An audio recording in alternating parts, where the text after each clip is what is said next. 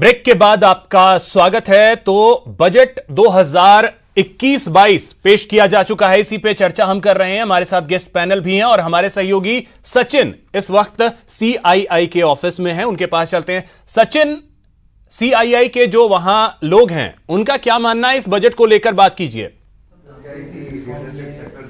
बिल्कुल, देखिए अभिषेक सीआईआई राजस्थान ने बजट का स्वागत किया है। इंडस्ट्री सपोर्टिंग बजट इन्होंने बताया है। सीआईआई के जो चेयरमैन हैं विशाल वैद, हम उनसे बात करेंगे एक बार। सर, जो आपकी फर्स्ट प्रतिक्रिया थी, आपने इसका बजट का स्वागत किया था, किस तरह से आप इसको मानते हैं कि ये इंडस्ट्री सपोर्ट करेगा बजट? देखिए, ये बजट बहुत ही पॉजिटिव है इस पेंडेमिक के टाइम में, और सरकार जो आत्मनिर्भर भारत बनाना चाह रही है उसके दिशा में बिल्कुल पॉजिटिव और अच्छा बजट है। इंफ्रास्ट्रक्चर के अंदर स्पेंडिंग की बात कही गई है, डेडिकेटेड फ्रेट कॉरिडोर की बात कही गई है, इसके अंदर बात की गई है कि जो डेड एसेट्स हैं या जो लॉस मेकिंग कंपनीज है सरकार की, उनको बेचने की या मोनेटाइज करने की बात कही गई है। ये सब एक पॉजिटिव कदम है। R&D पे 50,000 करोड़ का स्पेंड है, जिससे डेफिनेटली भारत आगे बढ़ेगा, मैन्युफैक्चरिंग सेक्टर काफ़ी आगे बढ़ेगा। कस्टम्स टैरिफ के अंदर रैशनलाइजेशन की बात कही गई है, जो कस्टम टैरिफ के अंदर पूरा नया कस्टम टैरिफ लेके आ रही है सरकार 1 अक्टूबर से।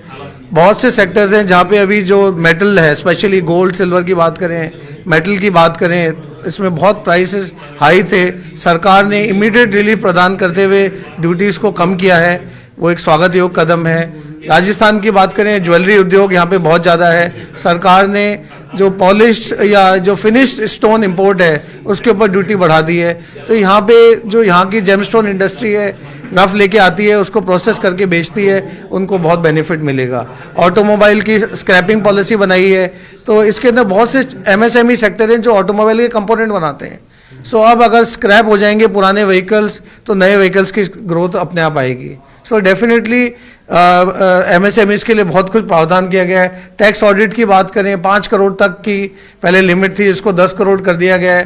तो टैक्स ऑडिट 10 करोड़ तक आपको नहीं करानी पड़ेगी। ये सब एक बहुत ही स्वागत योग्य कदम है। बिल्कुल, देखिए सीआईआई के वाइस चेयरमैन संजय साबू जी भी हमारे साथ हैं, जो खुद डिस्कॉम्स से हमसे बात कर लेते हैं। सर, आप इस सेक्टर से जुड़े हुए हैं, डिस्कॉम्स के घाटे को कम करने के लिए जो है कदम उठाए गए हैं, कितना देखते हैं आने वाले एंड यूजर को भी इसका क्या फ़ायदा मिलेगा? इससे डेफिनेटली एंड यूज़र को फ़ायदा मिलेगा। आप देखिए, गवर्नमेंट जो है, गवर्नमेंट इसमें कंपटीशन बढ़ा रही है। एक और अभी जो ये मोनोपोली थी डिस्कॉम्स की, उसकी जगह वो एक और डिस्ट्रीब्यूटर को ला रही है। तो आपके पास चॉइस होगी और उनके आपस में कंपटीशन रहेगा, तो डेफिनेटली इसके अंदर में दाम जो हैं आगे कम होने की साइड में पूरा 100% है कि कम होंगे आगे। सर, राजस्थान की बात करें, अगर रिन्यूएबल एनर्जी को लेकर कोई बात हुई है, रिन्यूएबल एनर्जी इलेक्ट्रिसिटी को लेकर? गवर्नमेंट, सेंट्रल गवर्नमेंट ने जैसे कहा है कि वो सोलर के अंदर में बहुत ज़्यादा उनका फोकस है, और सोलर के जो पैनल्स वगैरह बनाने में बहुत ज़्यादा फोकस है, और उसके लिए वो लोग एक नई पूरी सोलर पॉलिसी लेके आ रहे हैं। अभी तक ये पॉलिसी आई नहीं है, ये लेके आ रहे हैं, और डेफिनेटली वो इन्वेस्टर फ्रेंडली होगी। आज क्योंकि सोलर की वजह से पूरा क्लाइमेट वगैरह सब चीज़ के अंदर में सोलर से बेनिफिट है, तो डेफिनेटली ये आगे आने वाले टाइम में ये रहेगा। बिल्कुल। गौरव जी हैं सीआईआई के मेंबर, हमसे बात कर रहे थे किस तरह से बजट को देखते हैं। गौरव जी, किस तरह से पूरे बजट को देखते हैं, किस सेक्टर में बात करेंगे आप? मैं स्टील और इंपोर्ट सेक्टर पे बात करूंगा, बट अदरवाइज मेरे हिसाब से कोरोना टाइम्स के हिसाब से अच्छा बजट है, और सरकार ने कोशिश करी है बैलेंसिंग करने की बिना टैक्स बढ़ाए। और प्लस ये जो इन्होंने डिसमिसमेंट की पॉलिसी लेकर आए हैं, जिसके अंदर जो इनके एसेट्स आज परफॉर्म नहीं कर रही है, जो एसेट्स लॉस में हैं, उसको अगर ये डिसइन्वेस्ट करेंगे तो ऑटोमेटिकली उसमें एफिशिएंसी भी आएगी और रेवेन्यू जनरेशन भी होगा। जहाँ तक कस्टम ड्यूटी की बात करें, हम देख सकते हैं कि स्टील सेक्टर, गोल्ड सिल्वर के अंदर रेटें इतनी ज़्यादा बढ़ गई हैं, उसको देखते हुए ये जो इम्पोर्ट ड्यूटी कम की गई है, इससे मेरा ये मानना है कि स्टील सेक्टर और गोल्ड और सिल्वर के अंदर काफ़ी प्राइजेस कंट्रोल में आएंगी। और आज जो इन्वेंट्री कॉस्ट इंडस्ट्री को बेयर करनी पड़ रही है, वो इन्वेंट्री कॉस्ट कम होगी, और आई थिंक ये सकारात्मक काफी अच्छा बैलेंस बजट है। जैसे विशाल जी बता रहे थे कि जो जेम्स स्टोन की हब माना जाता है राजस्थान, तो उसको बेनिफिट होगा, इम्पोर्ट ड्यूटी कम होगी? उनको डेफिनेटली बेनिफिट होगा, बट उसमें क्या है कि ये अल्टीमेट बेनिफिट होगा कंज्यूमर को, क्योंकि जो ज्वेलरी सेक्टर है वो क्या करता है कि जो कॉस्ट है वो पास ऑन कर देता है कस्टमर को, बट उससे उनकी सेल कम हो गई है। तो मेरे हिसाब से इसमें सेल को बूस्ट मिलेगा और अल्टीमेट कस्टमर को डेफिनेटली प्राइस रिडक्शन इसमें मिलेगा। बिल्कुल। देखिए शीनू रेवर जी भी हमारे साथ हैं, उनसे बात करते हैं। मैम, किस तरह से आप बजट को देखते हैं? कुछ कमियां आप बता रहे थे कि कुछ और होना चाहिए था जो नहीं हो पाया। मुझे ऐसा लगता है कि ओवरऑल बजट अच्छा है और सबसे बड़ी बात है कि जो एक जनता को लग रहा था कि शायद कोई कोविड सेस लगेगा, टैक्स बर्डन बढ़ेगा, वो नहीं बढ़ा। तो वो इनडायरेक्ट तरीके से बहुत अच्छा है, क्योंकि जो आप टैक्स से जो बचते हैं वही आप अपनी इकोनॉमी पे खर्च करते हैं, और हम लोग कंजम्पशन ड्रिवन इकोनॉमी है, वो देश के लिए बहुत बढ़िया है। लेकिन जो हेल्थ केयर में जो चीज़ें हम देखना चाहते थे कि ओवरऑल अगर हम ग्लोबल एवरेज की बात करें तो जीडीपी का 8% हेल्थ केयर पे खर्च होता है। इतनी बड़ी आपदा आने के बाद, ये समझने के बाद, कई ऐसी चीज़ें हैं जो हम अभी देख नहीं पाते, जैसे कि वायरस, जैसे कि प्रिवेंटिव हेल्थ केयर, वो शायद कहीं ना कहीं दबा हुआ है और उस पर हेल्थ एलोकेशन देने की ज़रूरत है। तो आज भी हम 3% ऑफ जीडीपी भी हेल्थ पे खर्च नहीं कर पाए हैं। तो क्लोजर कुछ हद तक दिखा, जो कि सामने दिखाई दे रहा है, लेकिन एक स्ट्रेटेजिक बजट नहीं दिखाई दिया कि आने वाले सालों में हम इन तरीके की आपदाओं को डील करने में कितने सक्षम रहेंगे, या हम वाकई में जनता तक बेनिफिट पहुंचाने में कितने सक्षम रहेंगे। ठीक है सचिन, अफोर्डिंग हाउसिंग को लेकर भी बात की गई। बिल्कुल सचिन, हम आपके पास फिर से आएंगे और आप हमारे साथ जुड़े रहिए। अभी गेस्ट के पास चलते हैं। पंकज जी, अब एक चीज मैं आपसे समझना चाहूंगा। देखिए, जो राजकोषीय घाटा है वो 6.8% तो सरकार ने ही सोचा है कि ये टारगेट हम रखेंगे साल 2021-22 के लिए। इसे किस तरीके से देखते हैं? क्योंकि टारगेट ही अगर इतना है तो फिर आगे क्या मुश्किलें हो सकती हैं? इस टारगेट को अचीव करना कितना मुश्किलों भरा हो सकता है? वर्तमान में अगर आप राजकोषीय घाटे की बात करते हैं तो राजकोषीय घाटा वर्ल्ड में हर इकोनॉमी में बढ़ता जा रहा है, और कोविड पेंडेमिक के बाद ये जरूरी है कि हम घाटे को नहीं देखें, बल्कि हम ये देखें कि हमारी इकोनॉमी कैसे रिवाइव हो और स्पेंडिंग पावर हमारी बढ़े। जब तक सरकार स्पेंडिंग को बूस्ट नहीं करेगी तब तक आपका इकोनॉमी वापस से रीबूट नहीं होगी, और रीबूट करने के लिए हमको 1-2 साल राजकोषीय घाटा का, और इस वजह से उन्होंने FRBM एक्ट में भी परिवर्तन किया है।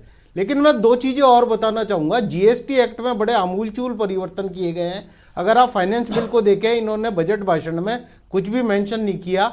एक बहुत ही वेलकम कदम किया गया है कि GST ऑडिट को पूरी तरह से समाप्त कर दिया गया है। सेक्शन 35(4) जो है उसको पूरी तरीके से ओमिट कर दिया गया है। एक ये बहुत ही वेलकम कदम है। लेकिन साथ के साथ एक जो डेबिट नोट और क्रेडिट नोट होते हैं उनको इंटरलिंक करके, इनवॉइस वाइज इंटरलिंकिंग करके उन्होंने कर दिया है।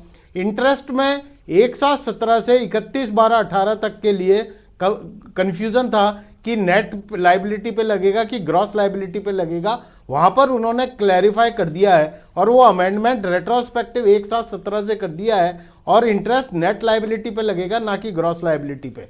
एक एग्रीकल्चर कृषि सेस जो है उसका प्रोविजन किया गया है, और वो पेट्रोल डीजल पे एक कृषि सेस लग सकता है, और उन्होंने 4 रुपये लीटर पेट्रोल और 2.5 रुपये लीटर डीजल तक की अधिकतम लिमिट का प्रावधान बजट फाइनेंस बिल में दिया है, जो कि हमने अगर बजट भाषण को देखें तो उसमें कहीं डायरेक्टली मेंशन नहीं किया गया था। इस तरह से लेकिन अब एक चीज इसमें मैं सतीश जी से इसका एक चीज सतीश जी आपसे जवाब लेना चाहूंगा।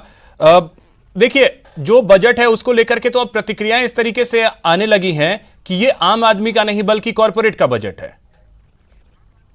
विपक्ष के आरोप सीधे यही लग रहे हैं। देखिए, आप मध्यम वर्ग की बात, मैं आपको बताऊं, जब मध्यम वर्ग की बात करते हैं हम, आज कॉरपोरेट कौन है? आज एक छोटा व्यापारी भी मध्यम वर्ग है, आज एक जो इंडस्ट्री चलाता है वो मध्यम वर्ग है, या उसके यहाँ जो आदमी काम करता है वो भी मध्यम वर्ग है। अगर हम किसी भी देश को बढ़ने के लिए, अगर उसमें काम धंधे, उसका इंफ्रास्ट्रक्चर बढ़ता है, तो उसका अल्टीमेट बेनिफिट किसको मिलता है? अल्टीमेट बेनिफिट मध्यम वर्ग को ही मिलता है। वहाँ जो भी काम करते हैं, जो व्यापारी हैं, अभी आप CII वालों से आप बात कर रहे थे, ये बहुत बड़े कॉरपोरेट्स नहीं है, ये भी एक उस लेवल के इंडस्ट्रियलिस्ट हैं जो कि अपनी आजीविका चलाते हैं और साथ में 100, 200, 500 लोगों को रोजगार देते हैं। अगर ये बढ़ेगा तो रोजगार बढ़ेगा, मध्यम वर्ग की आमदनी बढ़ेगी। आप अगर टैक्स में रिबेट नहीं दी गई है, उससे अगर हमारे विपक्षी कहते हैं कि साहब ये छूट नहीं मिली है, लेकिन ऐसा नहीं है। मध्यम वर्ग की आय बढ़ाना भी एक बहुत बड़ा कार्य है। इस कोविड में जब लोगों के पास काम धंधे कम हो गए, खत्म हो गए थे, उसको बढ़ाने के साथ ही देश की प्रगति होगी। ऐसा नहीं होगा अगर हम टैक्स में छूट देते हैं और आमदनी नहीं बढ़ाते तो टैक्स में छूट देने का क्या फायदा है। ये आप समझिए, मध्यम वर्ग जुड़ा हुआ है हर चीज से। एक मिनट सतीश जी रोकना चाहूंगा। नितिन गडकरी बजट को लेकर कुछ बोल रहे हैं, वो आपको सुनाते हैं। फिटनेस सर्टिफिकेट, अब ये 17 लाख और ये संख्या जो है, ये मैं जो देख रहा हूं, ये करीब 1 करोड़ से ज्यादा व्हीकल है। ये पोल्यूशन कर रहे थे, क्योंकि जितना पुरानी टेक्नोलॉजी है वो एयर पोल्यूशन भी कर रहे थे, फ्यूल भी ज़्यादा खा रहे थे। तो अब ये और other older vehicle pollute 10 to 12 times more than fit vehicle, यानी 10 से 12 गुना ज़्यादा पोल्यूशन कर रहे थे। तो पहली बात तो ऐसे कि reduce population of old and defective vehicles on road, ये पहला एडवांटेज में पोल्यूशन कम होगा। दूसरा एडवांटेज 25 से 30% reduction in vehicular air pollutants, इसमें इसकी कमी होगी। तीसरी बात, improved road safety, newer vehicle meet road safety standards because of improved material and vehicle technology. इसमें फ़ायदा ये होगा कि जो स्क्रैपिंग होगा तो स्टील, रबर, एल्यूमिनियम, कॉपर जो वेस्ट निकलेगा, अभी हम लोग कॉपर इंपोर्ट कर रहे हैं, एल्यूमिनियम इंपोर्ट कर रहे हैं। और मैं आपको पहले बता चुका हूँ कि हमने हमारे पोर्ट का, मैं जब मंत्री था तो ये इसी के लिए 18 मीटर ड्राफ्ट बढ़ा है। तो दुनिया का भंगार 2 लाख टन के शिप में अपने यहाँ आएगा, वो बहुत सस्ता आएगा, थ्रोइंग प्राइस पे आएगा। और फिर उससे हम लोग सेग्रीगेट करेंगे मेटल को, एल्यूमिनियम, कॉपर, प्लास्टिक, रबर, और फिर उसका रिसाइकलिंग करेंगे। तो जो स्पेयर पार्ट्स 100 रुपये में मिलता था वो 60 रुपये या 65 रुपये में बनेगा। तो वर्ल्ड के कंपटीशन में हम लोग सबसे सस्ते होंगे और इसलिए ये इंडस्ट्री हमारे यहाँ बढ़ेगी। इसमें मटेरियल, इसके कारण फ्यूल इफिशिएंसी बढ़ेगी। मैं जब कॉलेज में था तो स्कूटर मैंने खरीदी की थी, तब 32 किलोमीटर इन्हें अच्छा एवरेज समझ रहा था। मैं बजाज की स्कूटर मैंने ली थी और कहता था कि मेरी स्कूटर का एवरेज 32 है। अभी जो बाइक आप यूज कर रहे हैं वो 80 किलोमीटर तक गई है। चलिए तो इसका मतलब ये जो पुराने आप सुन रहे थे, बजट को लेकर अपनी प्रतिक्रिया दे रहे थे। अभी सचिन के पास चलते हैं। सचिन, आपके साथ और भी कुछ लोग हैं, बात कीजिए।